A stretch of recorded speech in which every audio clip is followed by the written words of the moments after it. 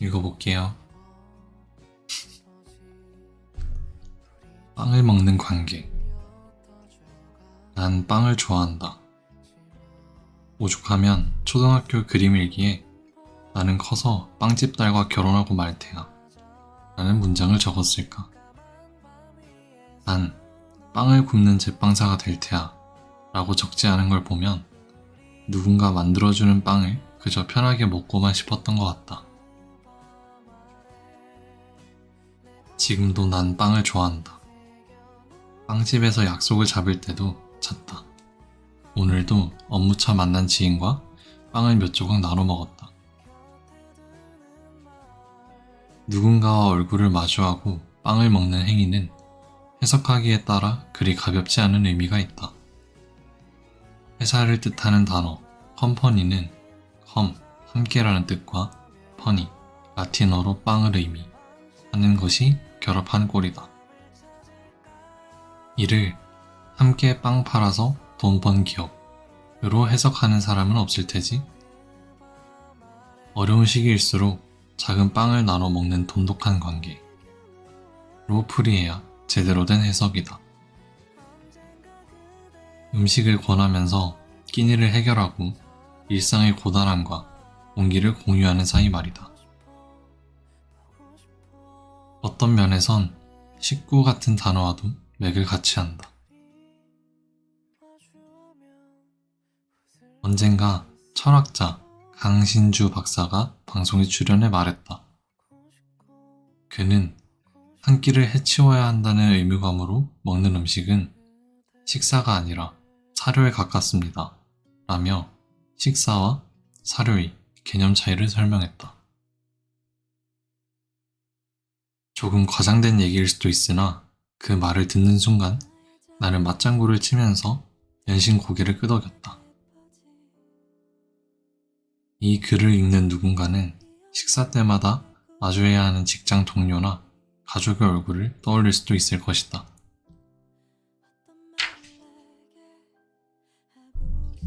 그리고 그들과 한자리에 둘러앉아 식사할 때 입안으로 음식물을 밀어넣기 바쁘다면 평소 드나드는 식당에 밥을 먹으러 갔다가 자리가 없어 모르는 사람과 우연히 합석한 것처럼 무표정한 얼굴로 허겁지겁 손가락질을 하고 있다면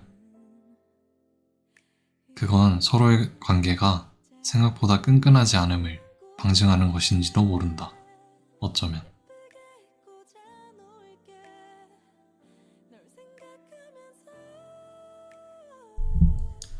길을 잃어버린 사람들. 음악 영화의 대명사라고 해도 과언이 아닌 영화 비긴 어게인은 어디선가 본 듯한 흔하디 흔한 내용이다. 영화는 두 남녀가 길을 잃고 누군가를 만나고 잃어버린 길을 다시 찾는 과정을 그렸다. 한때는 잘 나갔지만 가정과 조직에서 버림받은 중년의 음반 프로듀서 댄, 남자친구와 이별한 뒤 뉴욕 한복판에 남겨진 싱어송라이터 그레타가 우연히 만나 미묘한 감정을 나눈다. 15세 관람가라서 그런지 둘은 넘지 말아야 할 선을 넘지 않는다. 착한 영화다. 하지만 음악의 힘은 이러한 진부함을 철저하게 무너뜨린다.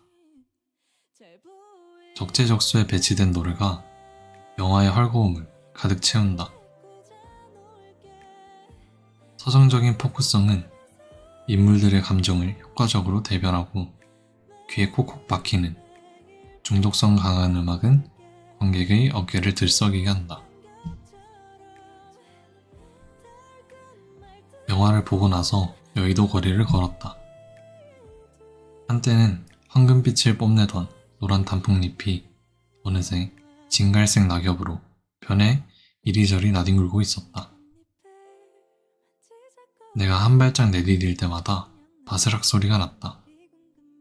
무심한 가을바람이 휙 하고 불었다. 잘게 부서진 낙엽은 공중으로 붕 떠올랐다가 이내 흔적도 없이 사라졌다. 발걸음을 돌려 집으로 향하는 길. 영화 속 댄과 그레타도 길을 잃었을 땐 군말 없이 흙으로 돌아가는 저 낙엽 같은 심정이었을 거란 생각이 들었다. 저항의 몸부림 하나 없이 그 자리에 주저앉고 싶었으리라. 하지만 그들은 흔들릴지언정 무너지지는 않았다. 음악을 버팀목 삼아 기억 저편으로 사라졌던 꿈을 되살려냈다. 뉴욕의 거리를 떠돌며 음반 작업에 매달리면서 자신만의 길을 걸어가는 일을 다시 시작했다. 제목 그대로 Begin Again 한 것이다. 영화에 삽입된 노래를 흥얼거리며 상상해본다. 댄과 그레타가 관객을 향해 하려 했던 말은 무엇일까? 상상은 자유라고 했다. 그들은 이런 이야기를 하고 싶었던 게 아닐까? 세월이 흐른 뒤 어렴풋하게 깨달았어요. 아니, 겨우 짐작합니다. 길을 잃어봐야 자신만의 지도를 그릴 수 있다는 것을. 그리고 진짜 길을 잃은 것과 잠시 길을 잊은 것은 다를 수도 있다는 것을.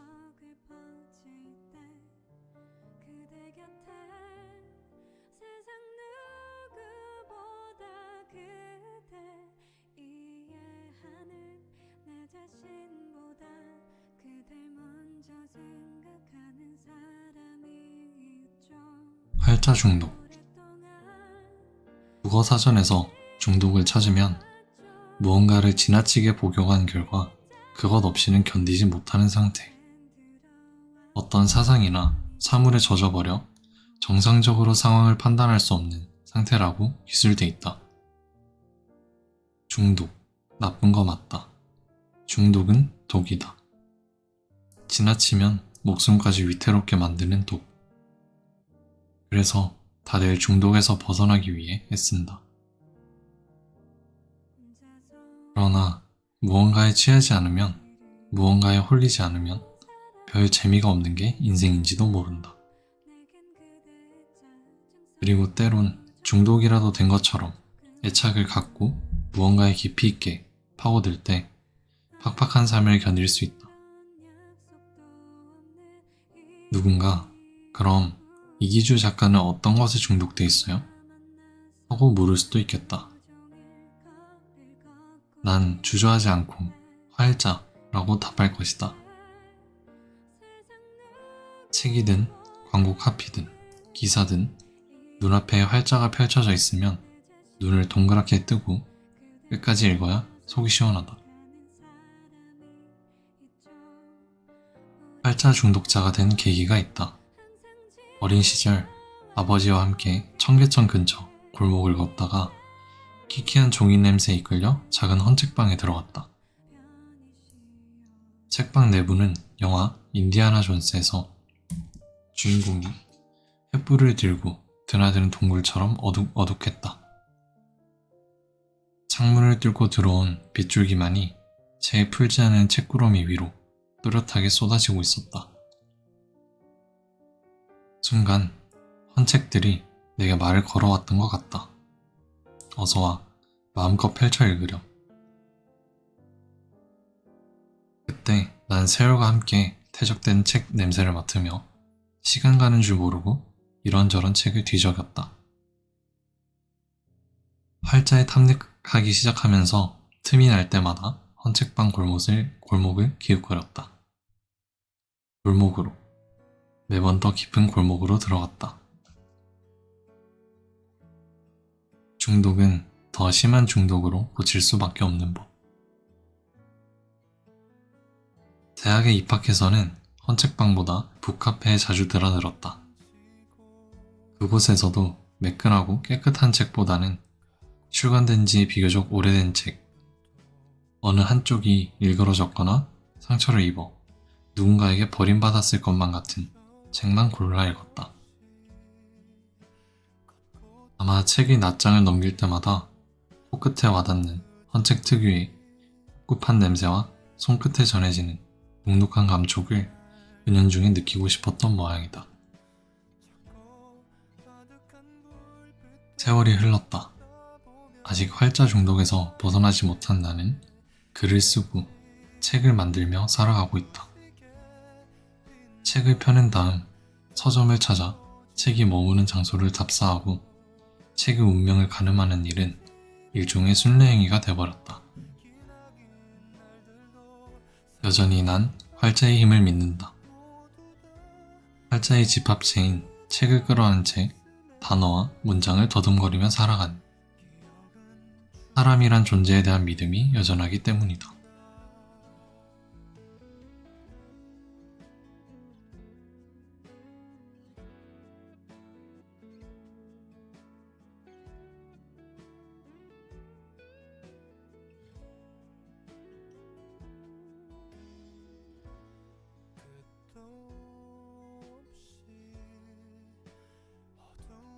경비 아저씨가 수첩을 쓰는 이유.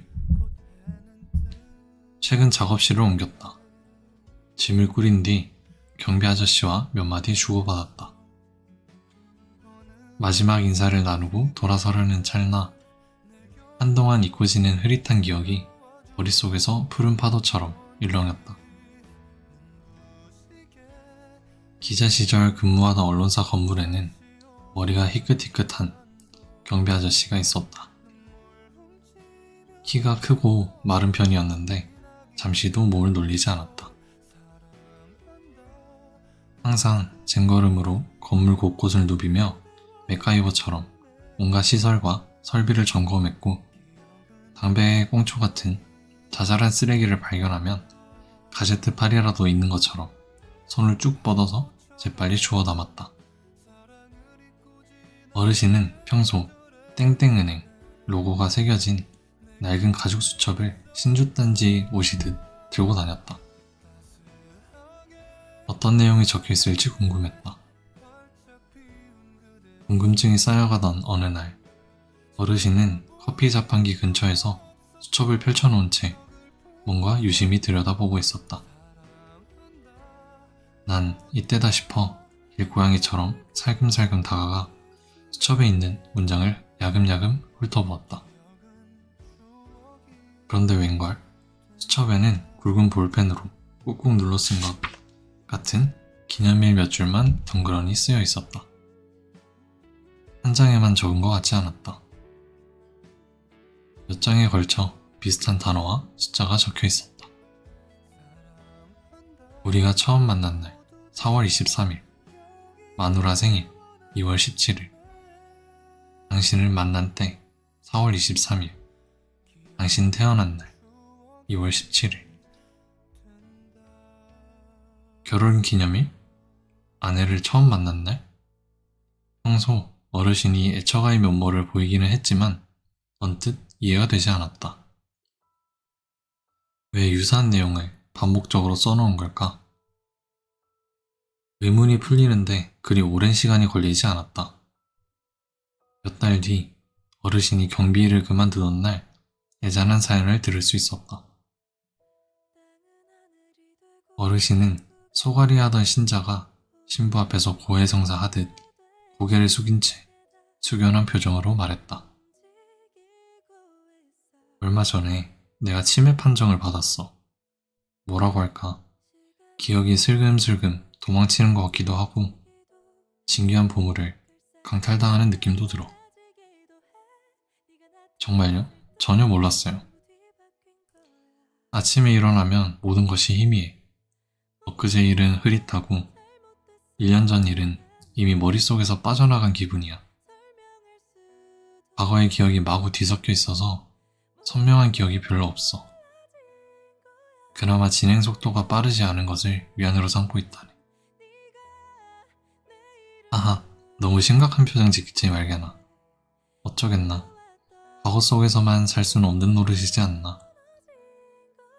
그냥 내게 주어진 하루를 내 생의 가장 젊은 날로 생각하기로 했지. 참, 병원에서 진단을 받고 나오면서 중요한 결심을 했다네. 어떤 결심을요? 다른 건 다 잊어도 아내 생일 같은 건 잊지 말자고. 어르신은 말을 흐렸다. 나도 말을 흐렸다. 묻고 싶은 이야기가 많았지만 입을 다물었다. 침묵보다 나은 표현이 좀채 떠오르지 않았다. 나는 입을 벌리진 않았지만 귀는 더 크게 열었다. 어르신이 내뱉은 문장과 내쉰 숨소리에 귀를 기울였다. 그의 사연과 한숨에는 회한과 슬픔과 삶에 대한 애착 같은 것이 복잡하게 뒤섞여 있었다. 난 먹먹한 가슴을 쓰다듬으며 작별 인사를 건넸다. 가벼운 눈인사를 나누고 출구 쪽으로 걸어갔다. 별안간 아내 생일이라는 문장이 귓전을 때렸다. 어르신의 수첩에 빼곡하게 적혀있던 날짜도 덩달아 떠올랐다. 자, 어르신은 치매 진단을 받은 다음부터 자신의 기억을 지키기 위해 메모하는 일을 반복한 것인가? 영화 메멘토에서 단기기억 상실증에 걸린 남자가 몸에 문신을 그려가며 파편적인 기억을 재구성한 것처럼 어르신도 동일한 문장을 수첩에 적어가며 아내와 나눈 추억을 붙잡고 싶었던 것이 아닐까? 어르신이 퇴직한 뒤 나는 이런저런 퍼즐 조각을 끼워 맞춰 동료들에게 이야기를 들려주었다.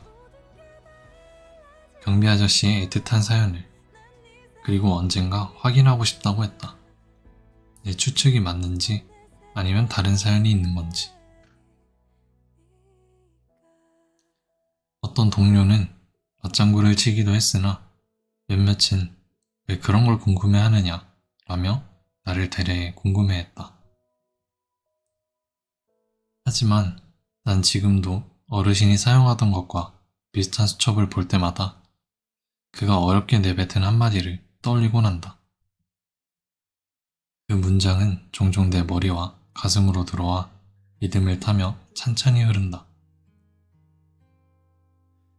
하루를 내 인생에서 가장 젊은 날로 받아들이고 했지. 그리고 다른 건 다 잊어도 아내 생일과 결혼기념일 같은 소중한 것은 잊지 않으려 하네.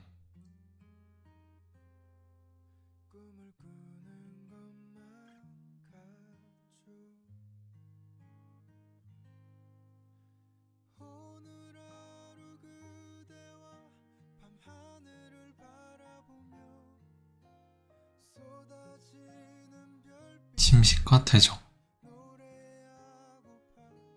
한 기업에서 글쓰기 강연을 마치고 건물을 나섰다. 창을 비집고 들어온 햇살이 빼꼼하게 고개를 내밀었다.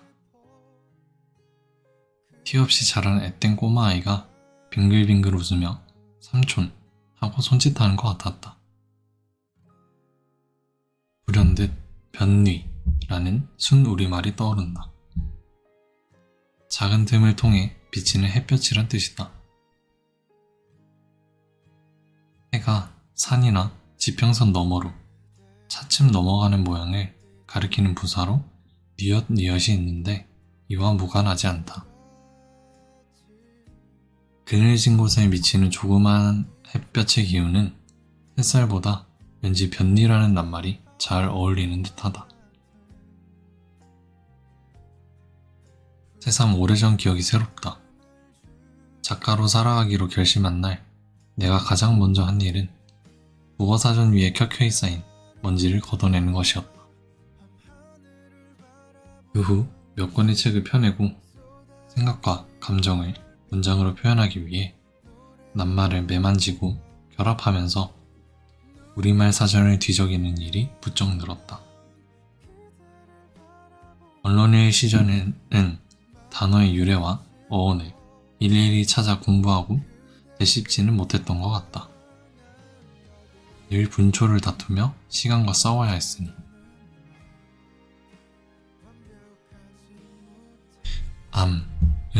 퇴적과 침식을 동시에 당한다. 살아가면서 자연스레 알게 되는 지식이 있지만 시간의 흐름에 따라 깎이고 떨어져 나가는 지식도 많다. 공부는 끝이 없다는 뻔한 말이 새삼 무겁게 다가오는 경우도 많다. 여전히 모르는 게 많다는 사실을 깨닫게 되는 순간이 특히 그렇다.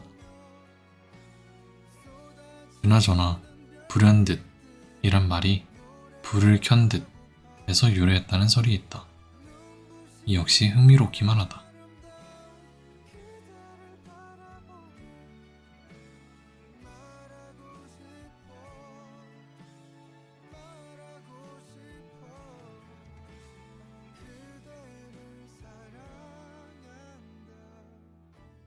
글 앞에서 쩔쩔맬 때면 나는 책 쓰기는 문장을 정제하는 일인지도 모른다.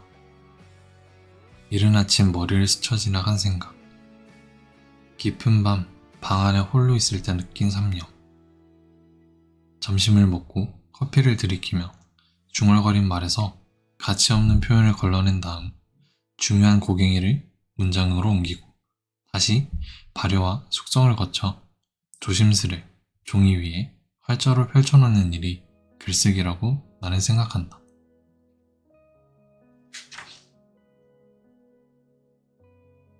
촘촘한 채를 쳐서 찌꺼기를 걸러내듯 문장의 불순물을 추려내는 작업이 유독 잘 되는 날이 가끔 있다. 그런 날이면 몸을 가득 채운 문장이 가슴에 둑을 터뜨려 홍수가 날 것만 같아서 머리에 맴도는 단어를 마구 쏟아내야 한다. 다시 한번 강조하지만 늘 그런 것은 아니다. 어쩌다가 그렇다는 얘기다. 오늘은 홍수는커녕 비 한 방울 오지 않았다.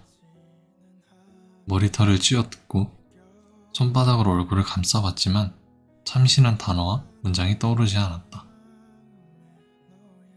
모니터가 날 째려보는 것 같았다. 오전 내내 들숨과 날숨보다 한숨을 더 많이 토해낸 것 같다.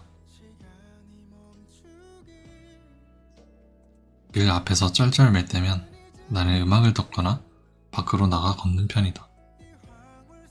찬찬히 걸음을 옮기면서 생각의 속도를 늦추기도 하고 차분한 음악에 귀를 기울이면서 생각을 쌓아 올리거나 반대로 허물어버리기도 한다. 그러면 어느 순간 생각이 사방으로 쭉쭉 뻗어나간다. 반대로 잡다한 생각들이 하나의 소실점을 향해 달려가는 것처럼 느껴질 때도 있다. 오늘은 글쓰기에 대한 막막함이 밀물처럼 밀려오는 것 같아 넌지시 라디오를 틀었다. 데뷔 초 현란한 탬버린 춤 사이를 선보였던 이상은의 사뭇 진지한 노래 언젠가는이 흘러나왔다. 젊은 날엔 젊음을 모르고 사랑할 땐 사랑이 보이지 않았네. 하지만 이제 뒤돌아보니 우린 젊고 서로 사랑을 했구나. 가사를 곱씹었다. 낱장의 스냅 사진으로 남아있는 순수한 시절의 기억들이 하나둘 되살아나 영사실에서 필름이 돌아가는 것처럼 차르륵 머릿속에서 스쳐 지나갔다.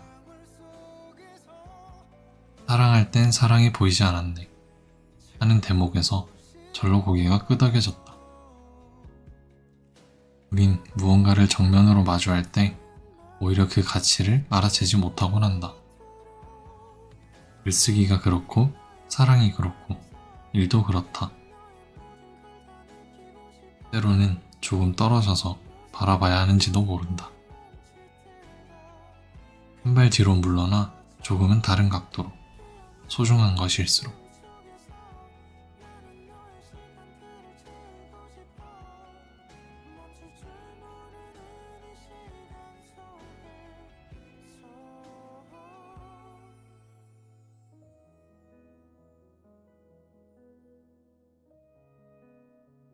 시작만큼 중요한 마무리.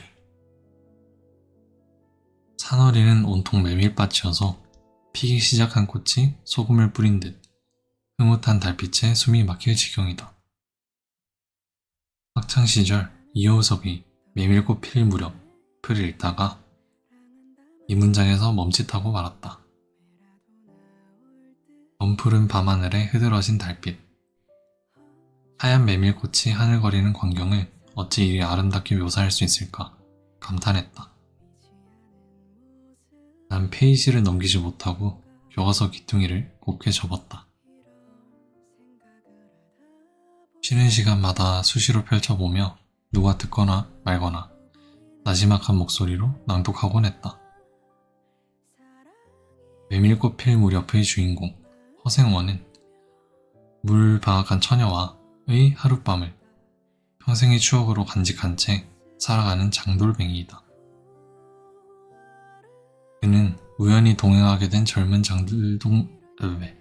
장돌뱅이 동이가 자신과 같은 왼손잡이라는 사실을 알고 제 아들일지도 모른다고 생각한다. 하지만 허생원은 동이가 내 아들이다 라고 단도직입적으로 말하지 않는다. 소설 속 어디에도 영화 스타워즈에서 다스베이더가 루크 스카이워커를 향해 외쳤던 I'm your father 같은 대사는 등장하지 않는다. 작가는 그저 걸음도 헷갈고 방울소리가 반벌판에 한층 청청하게 울렸다. 달이 어지간히 기울어졌다. 로 소설을 끝맺을 뿐이다. 동이를 제 아들로 직감하는 허생원의 심리가 마지막 문장에 은근슬쩍 묻어나는 느낌이다. 이처럼 꽉 채우지 않고 일부러 내용을 덜어낸 듯한 마무리가 감동을 더하는 경우는 얼마든지 있다. 어니스트 해밍웨이의 소설 무기여 잘 있거라 도 마찬가지가 아닐까 싶다. 미국인 장교 헨리는 전쟁의 포화 속에서 캐서린을 만나 사랑을 나누지만 그녀는 출산 도중 아기와 함께 숨을 거둔다. 소설의 마지막 문장은 덤덤하다 못해 초라하다. 하지만 절절하기 그지없다. 난 비를 맞으며 호텔을 향해 걸었다. 소설을 덮기 직전 나는 이 부분에 밑줄을 박박 그어가며 몇 번이고 소리내어 읽었다. 그리고 전율했다. 모든 글은 시작만큼 마무리가 중요하다. 가슴 깊숙한 곳에 촘촘히 박힌 마지막 한 줄이 글의 주제를 바꿔놓기도 하고 결말의 수준에 따라 글맛이 달라지기도 한다. 거뭇한 키보드에서 손가락을 떼는 순간뿐 아니라 사람을 만나고 헤어지는 과정에서도 유정의 미는 중요하다. 모든 사귐은 하나의 여정이다. 마지막 순간이 두 사람의 추억을 지배한다.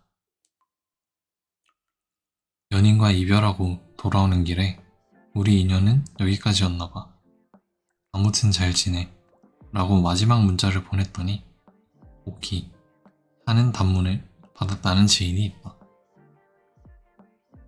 나는 이 얘기를 듣는 순간 잡다한 장르가 뒤죽박죽 뒤엉켜있는 영화 한 편을 관람한 느낌이 들었다. 희극적인 요소가 다분한 멜로인지 비극적 요소가 버무려진 코미디인지 헷갈렸다. 시작을 알리는 것도 중요하지만 끝을 알리는 것도 중요하다. 아니, 때론 훨씬 더 중요하다. 당사자에게 알려지는 것과 당사자에게 알리는 것, 큰 차이가 있다. 시작만큼 중요한 게 마무리다. 그게 무엇이든 간에.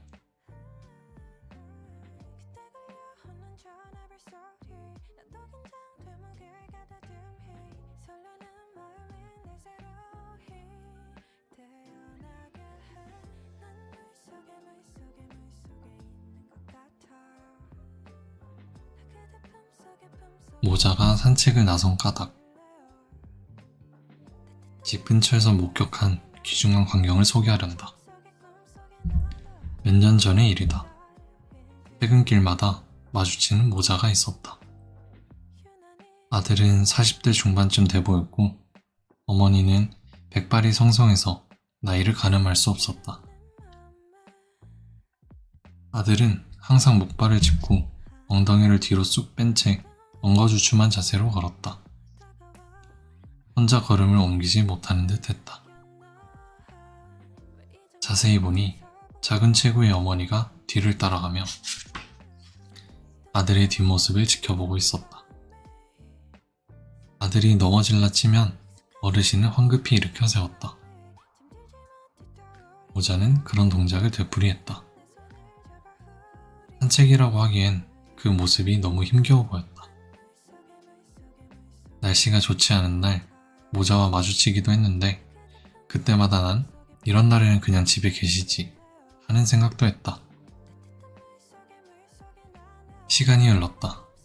작년 말쯤인가 구름이 잔뜩 몰려들어 당장이라도 비가 쏟아질 것 같았는데 그날도 사내는 아파트 단지 내 상책로에서 입을 꾹 다문 채 조심스레 걸음을 내딛고 있었다. 한 손은 목발 대신 얇은 지팡이가 들려 있었다. 그런데 전과 다른 모습이 눈에 띄었다. 사내의 옆을 지키던 어머니의 모습이 보이지 않았다. 설마? 며칠 뒤 경비 아저씨로부터 모자의 사연을 전해 들었다. 남편과 일찍 사별한 뒤 몸이 불편한 아들을 홀로 키우며 삭바느질로 생계를 이어가던 어르신은 종종 뭔가에 홀린 사람처럼 나 때문에 아들이 아픈 건가 싶어. 미안해서, 내가 정말 미안해서 마음 편히 죽지 못할 것 같아. 라며 소리를 지르곤 했다고 한다.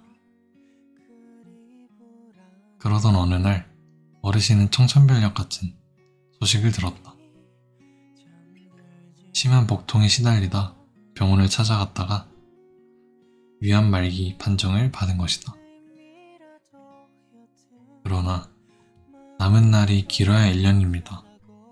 나는 시한부 통과 앞에서도 노모는 무너지지 않았다. 늙은 어머니는 그날 이후 틈나는 대로 산책을 나서기 시작했다. 눈이 오나 비가 오나 고온을 거닐었다. 다리가 불편한 아들과 함께. 아들을 억지로 끌고 나선 이유는 무엇일까? 눈치 빠른이라면 짐작하고도 남았을 것이다. 머지않아 어머니라는 존재 없이 혼자 바깥 생활을 해야 하는 아들에게 어떻게든 두 발로 서서 삶을 헤쳐가게끔 걷기 연습을 시킨 것이다. 이는 다리가 불편한 아들을 위해 어르신이 해줄 수 있었다. 최선의 그리고 마지막 선물이었으리라. 우린 생명으로 잉태되는 순간부터 어머니를 만난다. 목자는 그걸 당연한 일로 여기기도 한다. 그러나 자식에 대한 어머니의 사랑만큼 맹목적인 것도 없다. 어머니는 자식을 대할 때 이해타산을 따지거나 손익계산에 골몰하지 않는다. 위기에 처할 때 시금치를 한 입 베어 물고 초인적인 힘을 발휘하는 뽀빠이처럼 모든 어머니는 자신의 몸과 삶이 부스러지는 순간까지도 자식을 돕는다. 자식을 위해 자신을 내어준다. 어머니와 자식의 만남은 단순한 생물학적 조우일 리가 없다. 어쩌면 어머니란 존재는 험난한 과정을 거쳐 세상 밖으로 나온 우리에게 신이 선사하는 첫 번째 기적인지도 모른다. 참, 아주 중요한 사실을 첨언하며 이 글을 마무리하려 한다. 요즘도 산에는 홀로 걷는 연습을 하는 것 같다. 엊그제 퇴근길에도 사내를 보았다. 그는 여전히 산책을 하고 있었다. 걸어가는 품새는 불안했다. 사내는 마치 다리를 지탱하는 뼈가 없는 것처럼 온몸을 부르르 떨며 위태롭게 발을 옮겼다.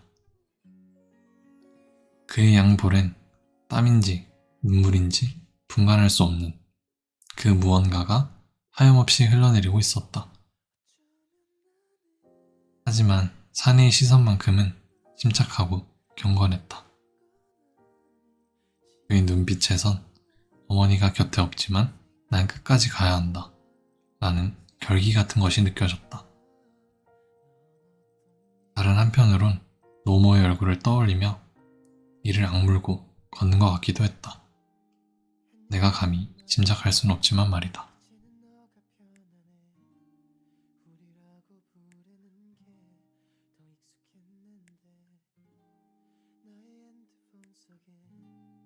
이제 너의 흔적이 아무것도 남아있지 않아. 다들 그러더라. 이별이라는 게 너무 힘들고 며칠 밤을 지새운 책 읽기는 여기까지 하고 내일 오겠습니다. 감사합니다. 빠이. 안녕.